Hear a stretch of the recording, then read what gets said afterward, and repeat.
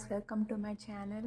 So ఇవాళ చాలా special topic అండి, హెయిర్ ఫాల్ అనేది ఈ రోజుల్లో అందరికీ కామన్ ప్రాబ్లం అయిపోయింది కదా.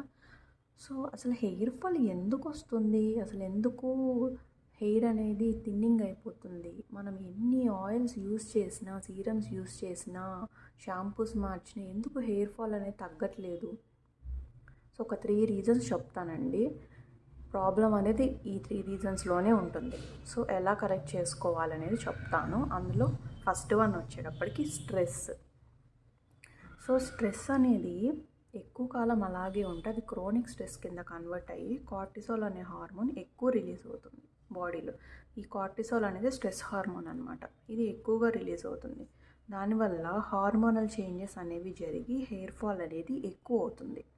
హార్మోన్స్ అంతా డిస్రప్షన్ అవుతుంది. అలాగే డిహెచ్టీని కూడా ఇది ఇంపాక్ట్ చేస్తుంది.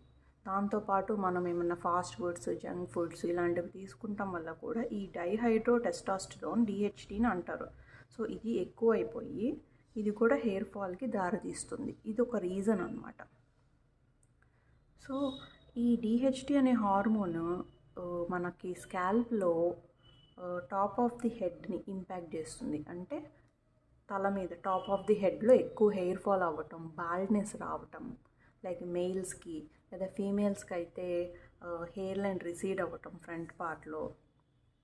అలాగే క్రోన్ ఏరియా దగ్గర ఎక్కువ హెయిర్ ఫాల్ అనేది జరగటం ఉంటుంది.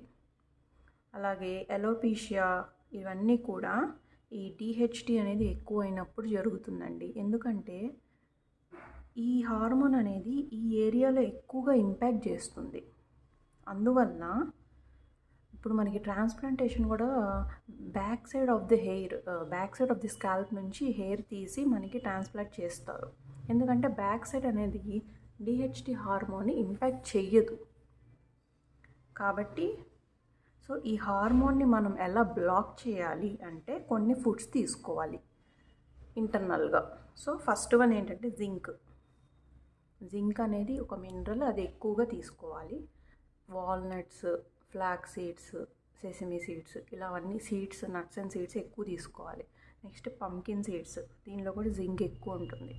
పంకిన్ సీడ్స్ తీసుకోవాలి. అలాగే గ్రీన్ టీ, ఇవి తీసుకుంటాం వల్ల డిహెచ్టీని మనం కంట్రోల్ చేయవచ్చు.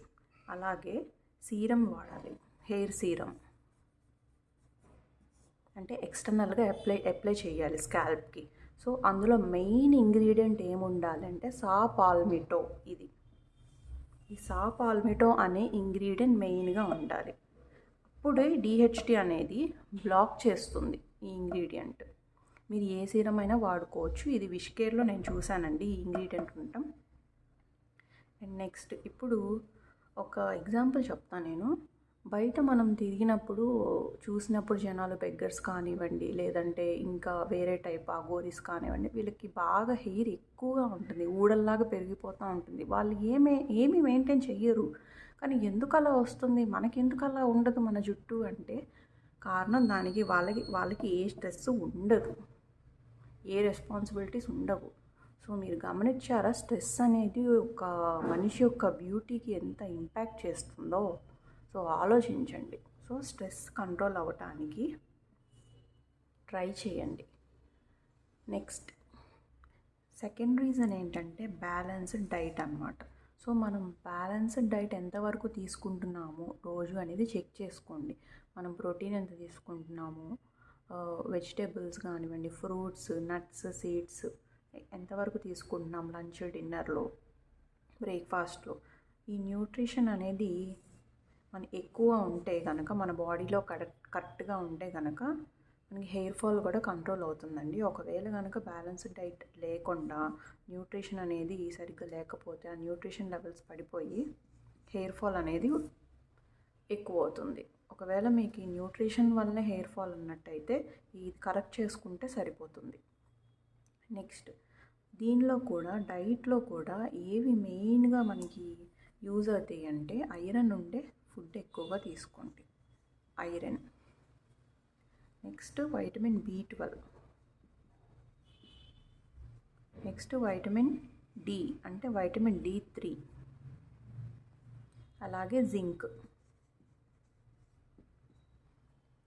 ఇవి ఎక్కువ ఉండేలాగా చూసుకోండి, ఎందుకంటే ఈ 4 మెయిన్గా హెయిర్ ఫాల్ అవ్వటానికి ఎక్కువగా ఛాన్సెస్ ఉన్నాయి.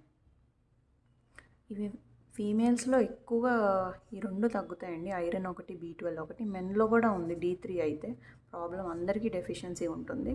అండ్ జింక్, ఎక్కువ ఆకుకూరలు తింటాం.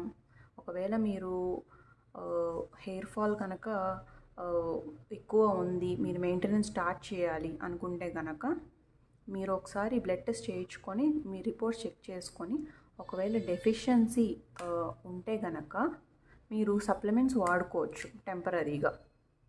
ఇవి బ్యాలెన్స్ చేసుకోండి, చాలా వరకు హెయిర్ ఫాల్ కంట్రోల్ అవుతుంది. అండ్ నెక్స్ట్ వచ్చేసి స్లీప్ కరెక్ట్గా ఉండాలండి.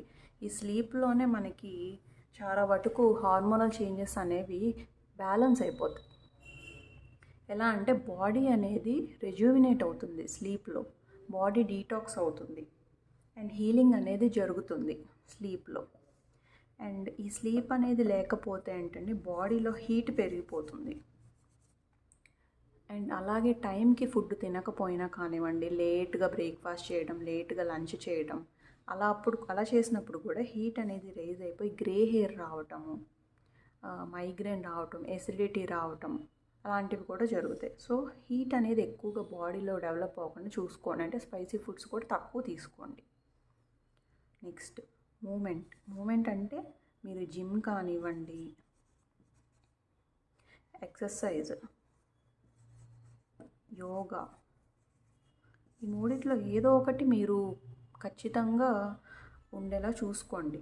జిమ్ కానివ్వండి రోజులో, ఎందుకంటే యాక్టివ్గా ఉండాలి ఎప్పుడైనా కానీ మనిషి, అప్పుడు బ్లడ్ సర్క్యులేషన్ అనేది బాడీ అంతా ఈవెన్గా డిస్ట్రిబ్యూట్ అవుతుంది. సో ఇవేనండి 3 మెయిన్ రీజన్స్. ఈ రీజన్స్ కనుక మీరు చెక్ చేసుకొని మీరు ఏది చేయలేకపోతున్నారో బ్యాలెన్స్ చేసుకోండి, మంచి రిజల్ట్స్ అయితే ఉంటాయి. Thank you.